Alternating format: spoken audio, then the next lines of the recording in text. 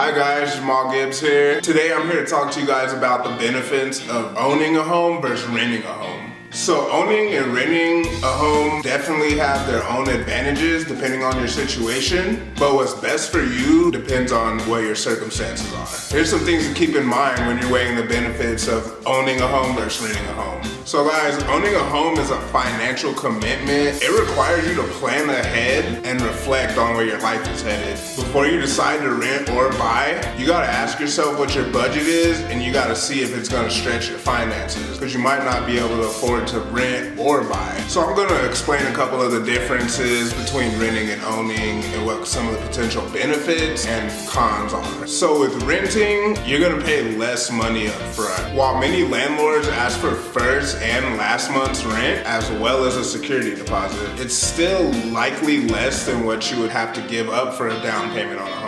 With renting, you might not be able to update or personalize your living space. But the good side to this is that repairs generally cost less if you're renting a home. Your landlord's gonna be responsible for fixing things like leaky faucets, broken toilets, heaters, and other home systems. Your rent's most likely gonna increase also. When you're renting, relocating is also easier. If you think you might leave the city or you're gonna get a new job sometime soon, you'll have less responsibility when you leave a rental. Now, some of the pros and cons of owning a home. Most mortgages require a down payment, and you generally get better terms the more money you put down. You might also have to pay closing costs. You can usually customize and update your own home with renovations. Some of these will boost the value on your home, meaning more money in your pocket when you go to sell. However, repairs are your responsibility, not your landlord's.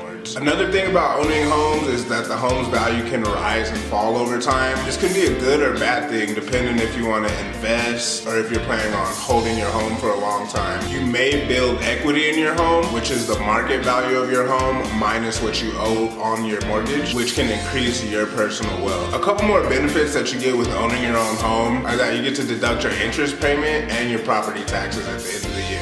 And the future buildup of equity will allow you to save up money for retirement, money for investments, anything that you might want. So we're gonna talk a little bit of numbers for you guys now. So the average rent in the Denver area in the past couple of years, from about 2012 till now, it has been about $1,500. And on average, we've been seeing about 3% increase in rents year over year. So that means in your first year, you'll have spent $18,000. The next year, your rent's gonna go up 3%, and now you're gonna be paying $18,540. The third year, your rent's gonna go up even more, another 3%, and now your rent's gonna be $19,096. Fourth year, the market's really hot, rent's still going up, another 3%. Now you're paying $19,668. And on our fifth and final year, another 3% raise. This year, we're gonna be paying $2,258 just in rent. So over the course of 5 years, your rent payment went from $18,000 to $20,258. And overall, in those 5 years, you spent $95,562. That's